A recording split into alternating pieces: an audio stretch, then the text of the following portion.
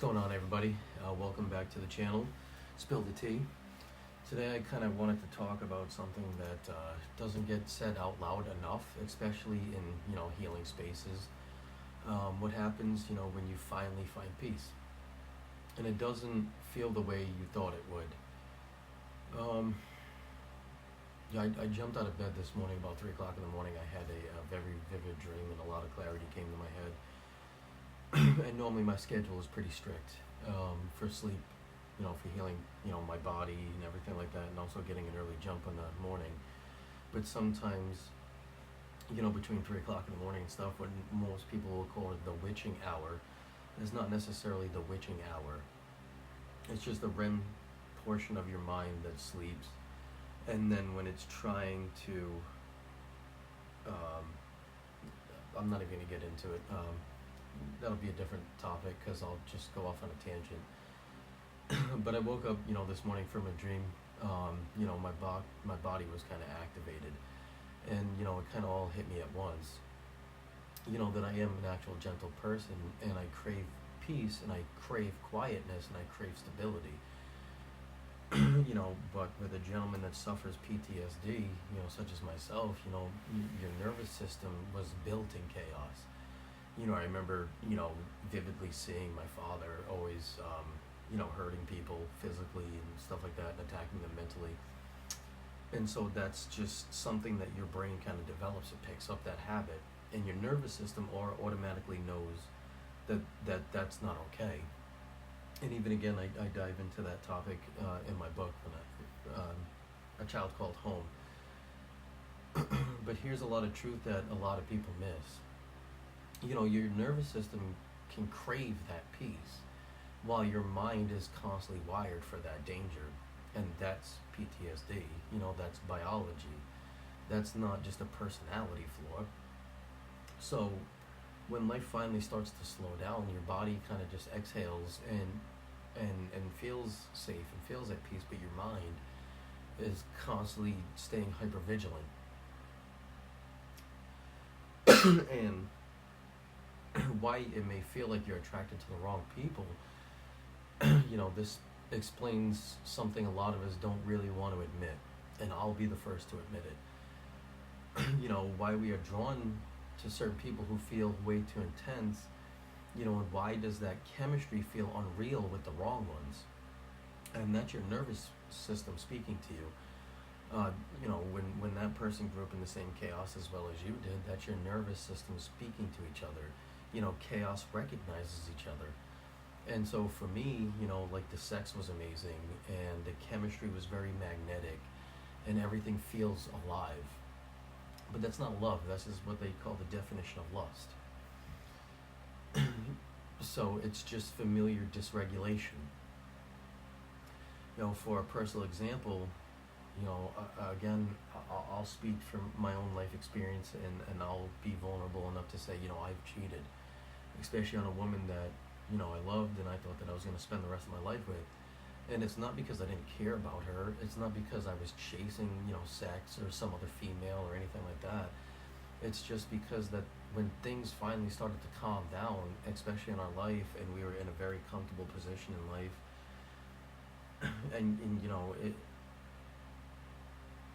to me, I didn't know how to sit in it. That's when, you'll start to feel like you're bored in that relationship, because you're so used to being on edge or in constant chaos, or, your mind is constantly scanning for things. And I don't say this as an excuse. I'm taking accountability of what is wrong with me and why I did what I did and what I needed to learn to overcome things. So that way I can ensure not only my own safety, but the relationship that I get into next. And that's because I didn't fully understand myself yet. And so here's where a lot of it starts to get uncomfortable, but it's incredibly important that it's talked about, it's said, it's out there in the world. That when you've lived in that chaos for a very long time, you don't just bring intensity into relationships, you bring uncontained energy. And so when you're with a peaceful woman like I was, who's moderately regulated, she's kind of grounded, she's calm, your nervous system starts to relax. And that sounds like a very good thing, but it creates a problem. All that intensity that you learn to survive, it doesn't just disappear. It's still there. It's still a part of you. It's very alive inside of you. And if you haven't, integrated it into your daily life, it can come out as, you're trying to be over dominant. You're emotionally pressuring somebody else. You're needing that control. You're pushing for that level of depth out of the same person, or that level of closeness faster than what the relationship itself can contain, can hold. And so from your side of the spectrum, it can feel like, I can't be myself here. I feel muted, or, this feels boring.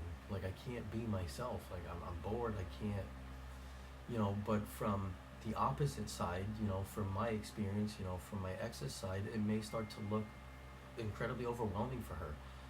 She gets scared by the intensity. Maybe she feels like she's emotionally overpowered, like she's being pulled into something that she doesn't fully understand yet.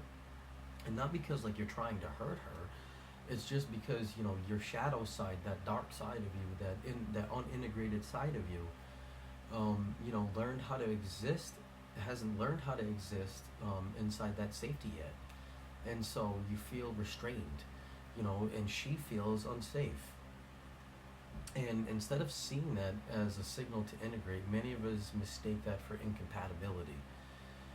And so that bridge between the two, and that's where things started to change for me itself is, I started to realize like I'm not meant to live in chaos. And this is what, when I woke up in sleep, what my dream was telling me is that I was bred for chaos, but I'm not meant to live in there. And this is why I say that I'm the bridge between the two. And it's also meant to say like I'm not here to erase that dark portion of myself, but I'm the bridge between the two. And the work isn't choosing one side, which wolf do you feed, the white wolf or the dark wolf, or heaven and hell. It's learning how to hold both of them together. They both want to exist inside of you, and that's kind of peace with depth. That's having safety without intensity. That's calm with the truth of the matter, and that's integration. So, if you keep repeating relationship patterns, if peace starts to feel incredibly uncomfortable for you, if a part of you feels like you're bored or something's not aligning or you can't be yourself, that's you basically saying that you miss the chaos, even though that chaos hurts you. And it doesn't mean that you're broken. It's just your nervous system learned survival, well before it learned how to be safe inside you. And now you're teaching it something new. And that's very hard to incorporate into your life. So real healing isn't about becoming a softer or quieter person or a more intense person. It doesn't mean basically shutting down and allowing people to kind of walk all over you, but it doesn't allow, what I used to do where, again, I would put walls up too high to where it made people impossible to climb, because I knew inside of me that, like, there was that anger and that chaos that lived and thrived inside of me that I did not want to, portray to the world. And it's all about becoming regulated enough to choose that peace without losing who you are. And that takes a lot of time. It takes a lot of time to understand where you're coming from, what side of you is showing, but also how to give both sides of you space. And I'm hoping that a lot of this resonated. Please let me know in the comments. I read every single one of them. If you want to go deeper into this kind of work, my book, A Child Called Home, will be released very shortly to the public, and I'm looking forward to that. Along with my Gumroad page, that's the link is actually in the bottom. It's called Found It at the Right Time, which kind of expands on these ideas and helps you apply them in real life. Please, like, share, subscribe. And if someone or even you yourself, feel stuck between that chaos and calm, I'm glad that these videos found you. And I mean, you don't have to comment. You don't have to, if you're scared or nervous to try to put yourself out there. I understand that. It takes a level of vulnerability. But, I'm just glad that these videos found you at the right time. So, and I hope to see all of you guys on the next one.